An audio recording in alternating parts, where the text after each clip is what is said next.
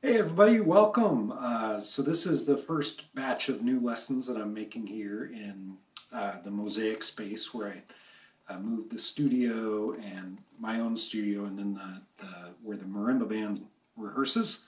So I don't have the nice lighting set up or anything like that, and it's a little muggy today, but we're gonna just kind of rock along, and I'm just excited to share these lessons with y'all. I'm going to just kind of talk quickly through what the next batch of lessons is going to be. I've got my little notebook here, or thing, my thinger.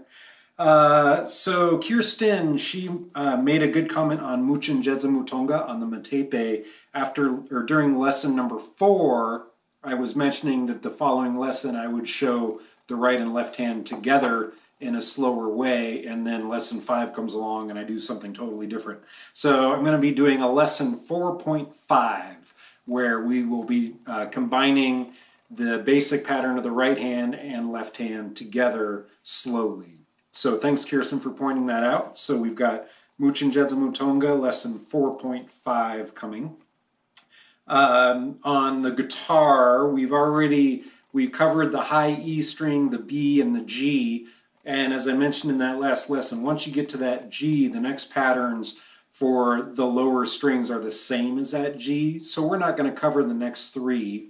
We're going to go ahead and work with now the fifths, bringing in the fifths and doing 2 strings at a time. So I'm not going to get too into the details of these right now, like I just tried to. But so we're going to have 2 lessons on the guitar, on the E string with the B string added, and then on the B string with the E string added.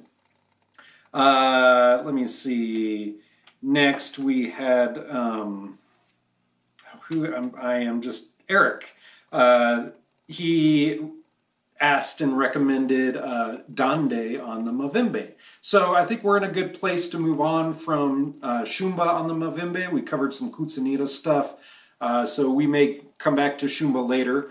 On Mavimbe, we're going to go ahead and move on to Dande. I think that's a great idea, Eric. So we'll be doing 2 Dande lessons, getting started on Dande. So we'll be starting our series.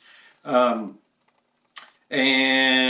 what else? So Marume, we started on Marume on Matepe. So we will be continuing with that with a 2nd and 3rd Marume lesson.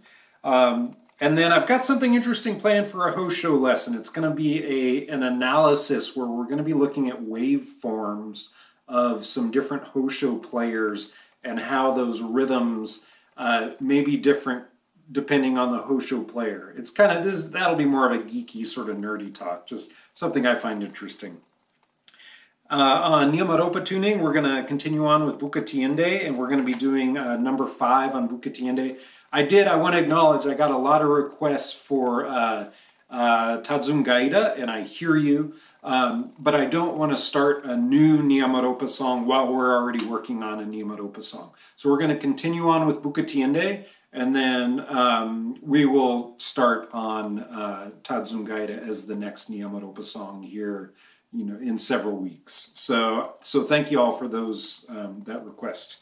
So we'll be doing 2 lessons on Buka Tiende. And then on marimba, I think I haven't gotten a lot of feedback yet on the warm-up exercises.